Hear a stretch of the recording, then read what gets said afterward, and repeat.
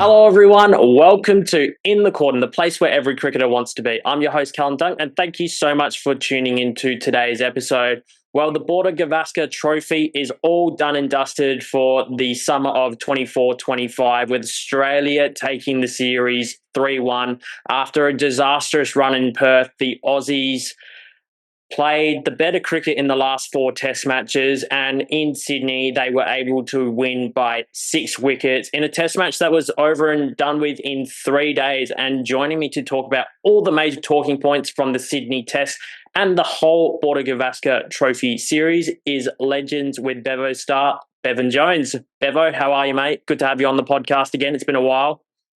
Yeah, Cal, always great to chat with you, and thanks for those lovely words, mate. I don't know about being a star, but I'll take it. I always enjoy talking a little bit of shit with you, mate. So I'm sure we'll have fun tonight. But what a great test match it was in Sydney. And obviously it's a bit of a disappointment that it was over in 3 days. But, 3 of the 5 test matches this summer have been over in 3 days, with Perth, Adelaide and Sydney respectively. So, yeah, a little bit disappointing. What were your thoughts on the wicket in Sydney, Bevo?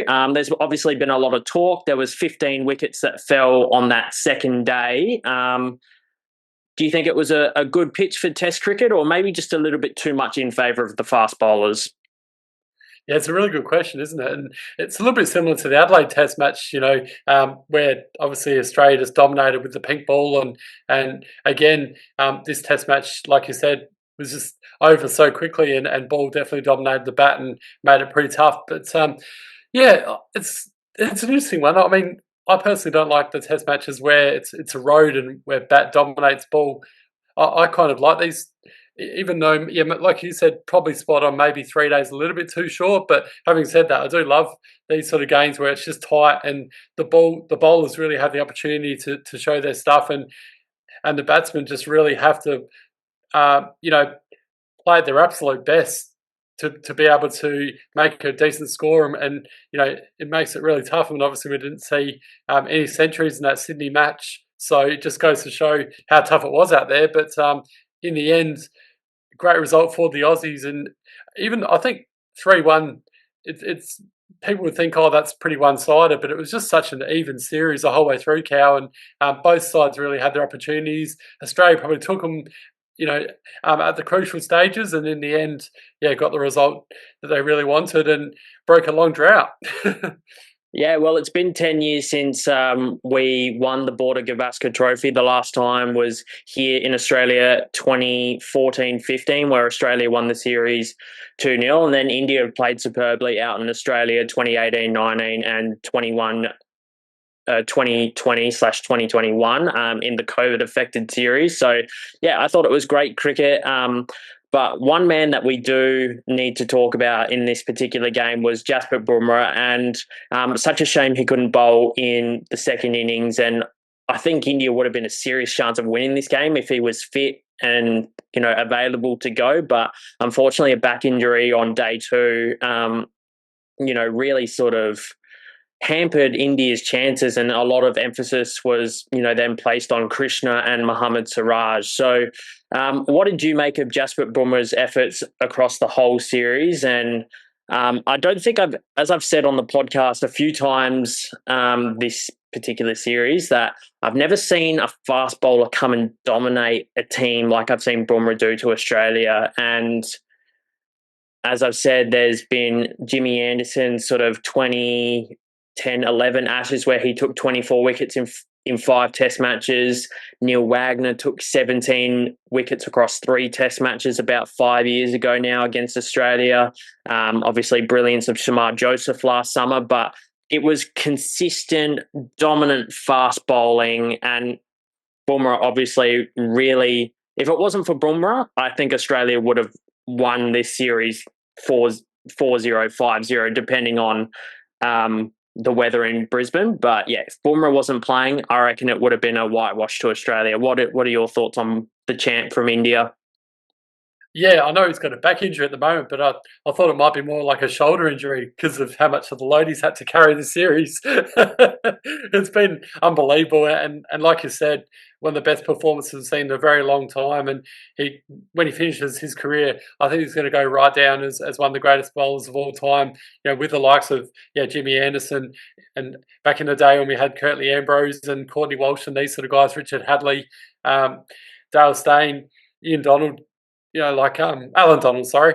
Yeah, there's been so many great bowlers in the past, and I know you're a bit younger than me, but it sort of took me back to the days of the 80s and 90s when West Indies dominated the Aussies here in Australia, and Curtly Ambrose would just absolutely tear through the Aussie batting lineup, and then you had Courtney Walsh doing the same thing, and Malcolm Marshall, rest in peace, Malcolm Marshall, of course. It was a phenomenal performance by Bumrah, and such a weird action, isn't it? You sort of watch him. He almost looks like he's about to bowl medium paces, and then it just absolutely just slams it down so fast. And yeah, like you said, one of the most amazing performances in a very long time, and definitely deserved to be player of the series. And like you said, without him, and it showed on that last day, they simply just couldn't do the damage with the ball that they wanted to without him. And I think the Aussies will definitely breathe a sigh of release that he wasn't there on that final day, because it could have been a different story. Absolutely. And I've never really seen a fast bowler have such an all round game in all these different types of conditions.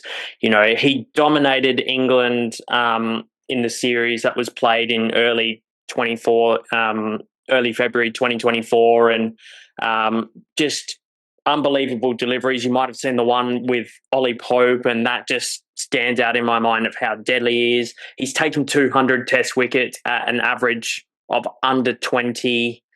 It's never been done before in Test cricket, and we are truly seeing someone that is so remarkable. And as you said, will probably go down as one of the greatest fast bowlers of all time, and will probably go down as India's greatest fast bowler of all time. Probably could go down as India's greatest bowler. Like, obviously there's Kumble, Ashwin, Jadeja, and Harbhajan, who are tremendous legends of Indian cricket, but just the dominance, the aura that he has, the fear factor that the Australians displayed in this series, it was just something to really marvel at, what we were witnessing. And I don't think we'll see any types of bowlers dominate Australia, for a few years to come. We'll see what England can dish up next summer. But I just wanted to look at the shining lights of this Test match, and something that was a really good story was Beau Webster, and I'm really glad he got an opportunity finally. He's been dominating Sheffield Shield cricket for 3 or 4 years now. Last summer, over 900 runs, at an average of 50 and 30 wickets as well.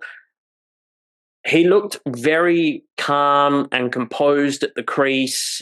Obviously, a really average situation to come in first Test innings, with Australia being about 4 for 50 odd, 4 for 35, I'm pretty sure it was as well. So, he made a really calm, composed 50 on debut. I thought he bowled well when he had the opportunity. He's not obviously express pace, but we were able to see him swing the ball, get a inside edge off Shubman Gill, which went through to Carey, and I thought his catching in the slips was outstanding. But the question will be for Beau, how much Test cricket is he going to play when Cameron Green is available and fit?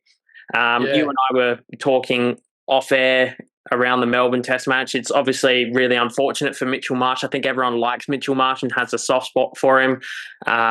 With what we've seen in the Test documentary, and him just being such an upbeat and fun personality to be in the change room. But unfortunately, I think Mitchell Marsh's Test career is over at this point. I'd be shocked if he went to Sri Lanka. His record in the subcontinent is not very good, and I think Beau's certainly cemented himself in the side for the 2 Test matches against Sri Lanka, and depending on the Cam Green, he could play the World Test Championship final as well. Yeah, that's exactly right. That's exactly what I was about to say. If Cam Green's still not fit, then I'll take Marsh over, because you definitely want to have. I think Webster's earned his spot now in the side, and I think you play him first. But if Webster happens to get injured or his form dwindles, then you want to have Marsh there, I think, and give him another opportunity. He's earned that. Obviously, last year's Allan Border medalist. he's worked his butt off for a long period of time and helped us a fair bit in the Ashes as well last time we were over there, that brilliant century. So I think, yeah, wouldn't completely write Marsh off just yet, but yeah, obviously Cam Green, a lot depends on him. We know how much of a star he is as well. So yeah, if Cam Green's fit, then I'd definitely take Webster and Green. But if Green's not, then yeah, I think Marsh deserves another opportunity. What do you think, Hal? Yeah, I think unfortunately for Mitchell Marsh, I think his time is genuinely done. Oh, Regardless, really? You're writing him off completely? in Test cricket, I am white ball. He can Yeah. certainly stick around. He's our T20 captain, so he's not going anywhere. He's brilliant in that form of the game. But for someone who's played 46 Test matches, he averages 28. And as someone who's batting in the top six, those numbers are not acceptable. If he was taking wickets at 35-ish, you're probably able to carry that lower average with the bat and, accept that lower average with the bat to compensate for him being a bit more of a strike weapon with the ball. But I thought he bowled quite well the first innings in Perth, but once again, if he wasn't able to really bowl in Adelaide. He didn't bowl in Brisbane. He didn't really bowl in Melbourne. So it was really hard to justify carrying him, in my opinion. And I'm really glad that they made the change. I've been very critical of the boys' club Australian cricket team for, it seems to be harder to get out of the side than into the side unless your name's Nathan McSweeney. So, look, I'm really glad for Beau. He got his opportunity, and I think he'll be able to play, three to at least the next sort of 3 Test matches, depending on Cameron Green's availability for World Test Championship and the tour of the West Indies. But can you play them both, or? I would find it very difficult to play both. The only way that you're able to play both is if you drop another batsman, and it's just a question. You're not dropping Smith.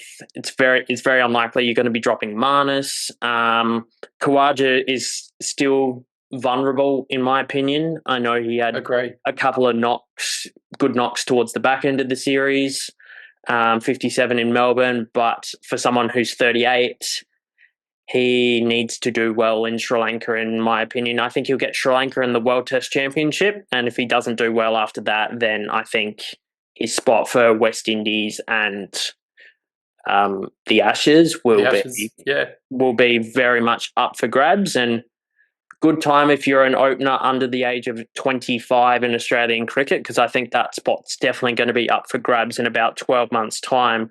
Sorry, I was just going to ask you that question. I actually raised this I responded to a tweet from Jason Gillespie about that exact point, and we both agreed about McSweeney being pretty stiff.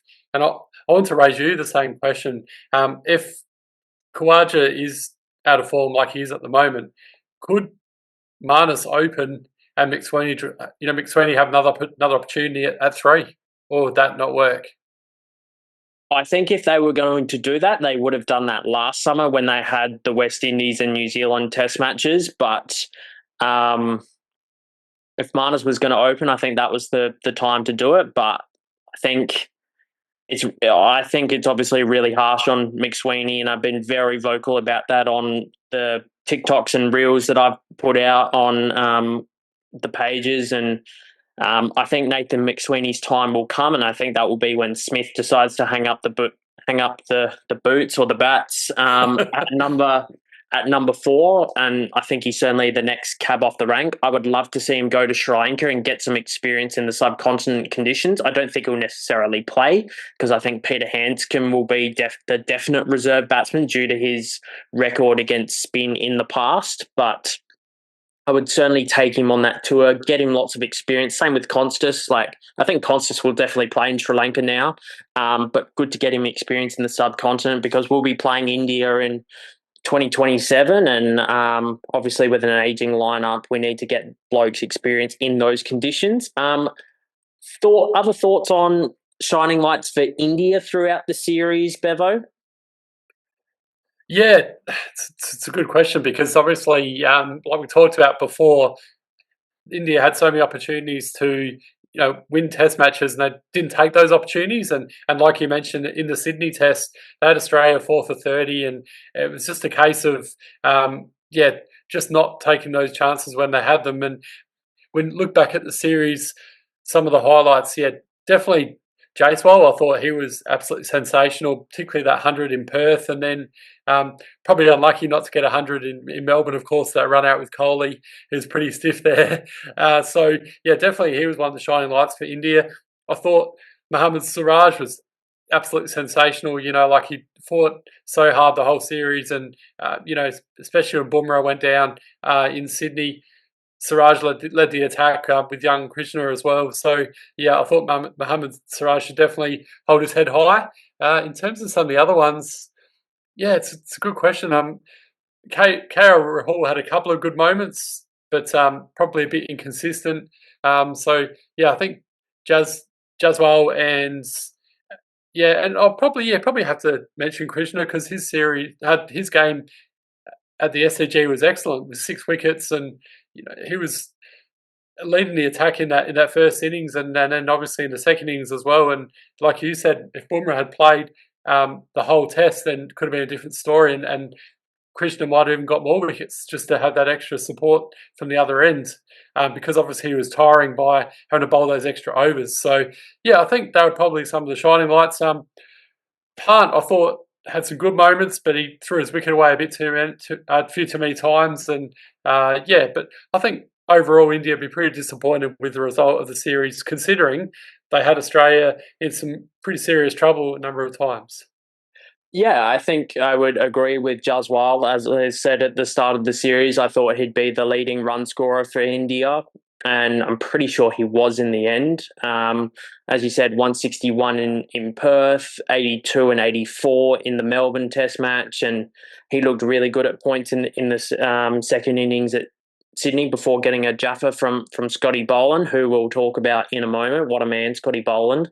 But Nitish Kumar Reddy, I thought he showed a lot of class and temperament for a 21-year-old. That century in Melbourne I thought was absolutely outstanding. As I said on the MCG test review, I'd like to see him bowl a bit more. I think if he's in the side at 7, he needs to bowl a lot more, but I certainly think he's capable of making the jump into the top 6, and I'd honestly give him a go at number 6 in England. I think there'll be a bit of changeover in the Indian team. When you drop your captain or your captain opts out of a crucial Test match, I think it says a lot about the way that the Indian cricket team is managed, and I know Gautam Gambhir hasn't had the most pleasant of tours, I suppose, with some of his performances in the media. He's an angry man, isn't he? Yeah. I think some of the comments that he's made in the media, his treatment of the media, some of the Indian, like in Melbourne, the Indian players doing an interview in Hindi or Gujarati. I apologise if the name of the language is wrong, but I thought those were some strange choices from the Indian camp. And not to be honest and just say your captain was dropped seems a bit strange. And apparently Rohit Sharma actually put his hand up and said, I don't think I deserve to play this Test match. And as I've said on the podcast, I've met Rohit Sharma once, and I thought he was a very lovely, kind person. He signed a Mumbai Indians jersey for me, took a photograph with me. Like, I have the utmost respect for him, but I think Rohit's time as Indian captain is done. Whether Bumrah takes the captaincy full time is something we'll have to wait and see.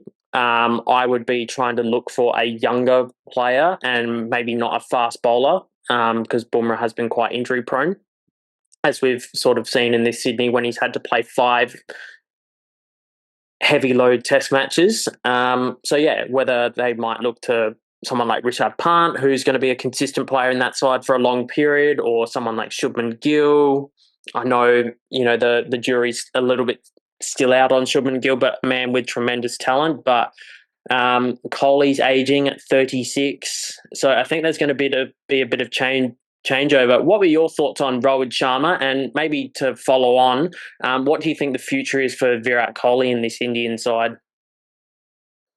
Yeah, some people said that that might be the last time we see Kohli in Australia, and he's what's it, so 2027's in India, isn't it? So probably be 2029 the next 28, time India. 29, and he'd Yeah, be 28. 40 by that point. So I would Yeah, personally find it very hard to see him playing Test match cricket. I believe India do yeah, play a white ball tour out here next summer. I certainly think he'll be playing ODI yeah, cricket for India still. There's a Champions Trophy just around the corner as well. So I'd be shocked if yeah, Virat Kohli wasn't out here next summer. I'd love to see him do well.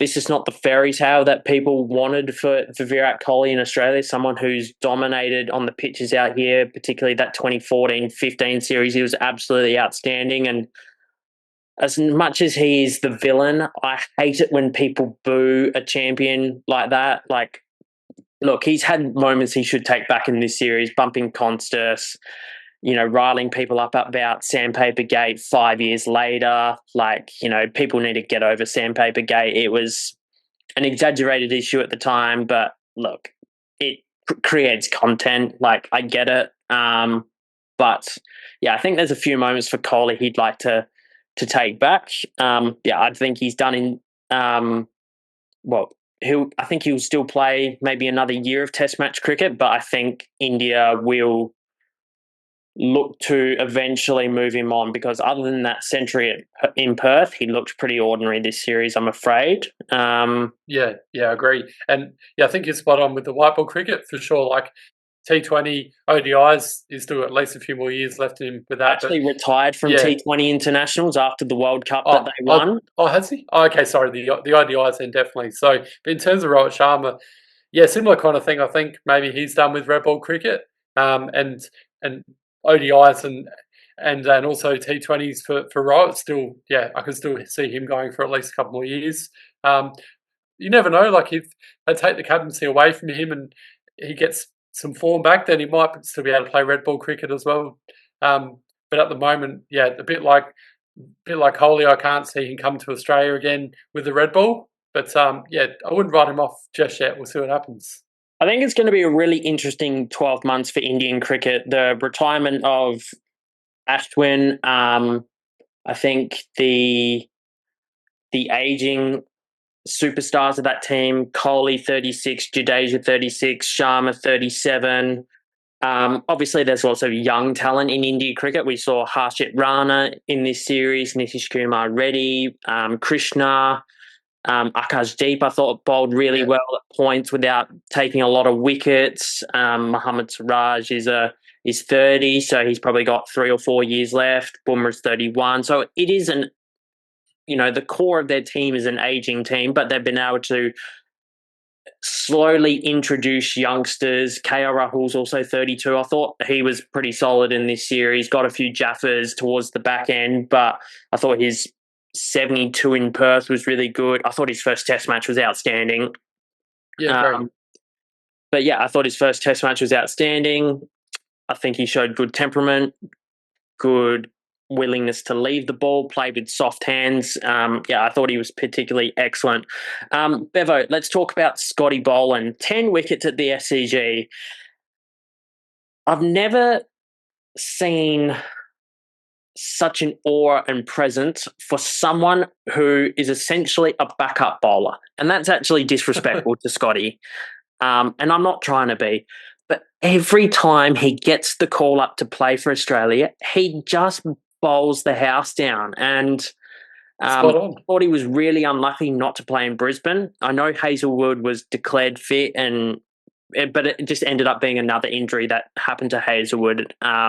So yeah, I'm hoping that Hazelwood doesn't go to Sri Lanka. He has a year to rest up before the Ashes next summer, because I think we need him. But Scotty takes his opportunity. He gets the job done, relentless line and length. And what more could you want in a man? Hey, Bevo? Yeah, it's another really good discussion point, isn't it? Because Hazelwood is an absolute superstar, and you're right. You don't want to see him keep on breaking down, but you also want to give him some some games in the lead up to the Ashes as well. So of Test cricket, that is. So it's a really tricky one. Yeah, maybe don't take him to Sri Lanka, like I said, 'cause it's only a short series, and we've got West Indies after that. So yeah, see how his body goes for the West Indies. But yeah, I agree. I think he'll play if he's fit enough. They'll take him for obviously for the Test Match Championship against South Africa. I think. The World Test Championship final against South Africa. I think they'd have to take him if he's fit. But yeah, Scotty B, he's just absolutely killing it at the SCG or the MCG. Yeah, just every time he comes in, he really makes most of his opportunities. And like you said, definitely doesn't deserve to be dropped now. But a lot depends on Hazelwood's fitness. And then I guess we talked before about Australia's ageing list, but one of the exciting things about Australia is they've got some really good bowlers coming through. Like you've got Lance Morris and Jai Richardson from WA. Spencer Johnson hasn't played a test match yet. No doubt he will eventually as well. So, and Michael Neeser's another one who, a bit like Scotty B, does really well when he gets his opportunities. Unfortunately, he's injured at the moment. So I think our bowling's pretty good, and all these guys are still fairly young. So where I'm worried a little bit about Australia with the Ashes is our batting, because, like you mentioned before, Kawaja's 38, Marnus and Smith aren't getting any younger, and if they fail in the Ashes and the lead up to the Ashes as well, there's not a lot of guys coming through at the moment. So, yeah, it's a bit of a concern for me is our batting. Yeah, just to touch on Scotty B first before we sort of look ahead to the future cricket. Yeah, I think it's really hard to justify why the four quicks shouldn't all play, but I think Cummins is obviously our number one bowler. He's captain. He's going to be playing every game unless something is seriously wrong. Mitchell Starc can just break a game open, bowls well with a new ball. I thought his control over the series this summer was absolutely fantastic. Hazelwood is just relentless line and length, and obviously Scotty plays a similar role. So, like, I think it just depends on the pitch that they're playing on. As we've seen in Edgbaston, it was Cummins, Hazelwood, and Boland, and then most of the other series it was Cummins, Hazelwood, and Starc. So yeah, I think it just purely depends on the wicket. Like ideally, you try and give them in a 3 test match series, you rotate them and you give them 2 test matches each. But obviously, with Cummins being captain, makes it a little bit harder. So there's no easy solution. I would love to see Scotty Boland play, but I don't think we're going to see a wicket green enough where they drop Nathan Lyon at this point. So we'll just have to rely on Travis Head to bowl some overs if that's the case, and then he can put his finger on ice. Hey, Bevo? Exactly. No, well said. Did you agree what I was saying before about our batting being a bit of a concern, especially with that ageing list? Yeah, absolutely. Really concerned with the depth in Australian batting. Nathan McSweeney for me is next cab off the rank. In terms of reserve batsmen, Peter Hanscom will be going to Sri Lanka. There is no doubt in my mind. He's with the Test squad at the moment, prepping for that series. He played quite well in India last time that they were over there. I think he was our second best batsman on the tour behind Khawaja and Head.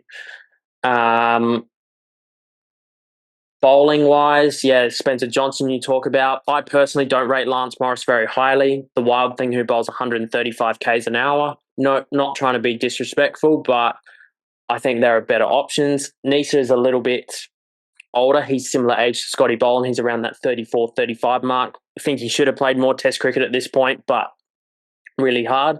For me, the next 2 off the rank are Spencer Johnson.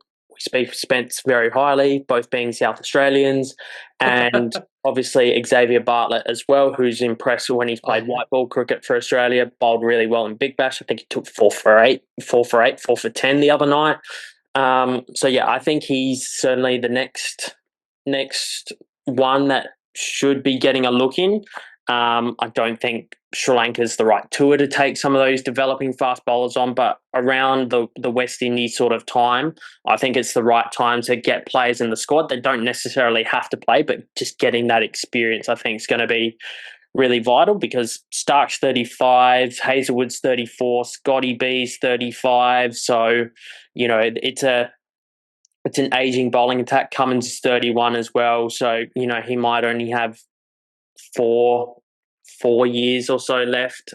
Depends whether he really wants to sort of hone in on that line and length like Glenn McGrath did, but drop the pace and not be as much the enforcer as we've seen him be. But Bevo, and Jai Richardson?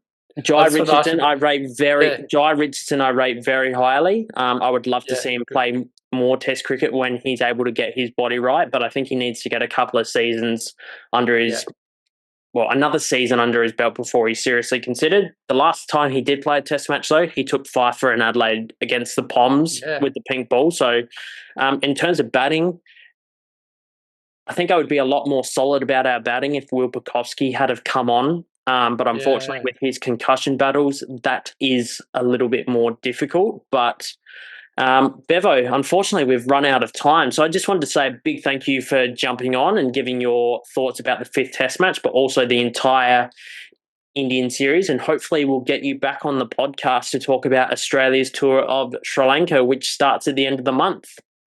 Sounds great, mate. Wow, that just went so fast.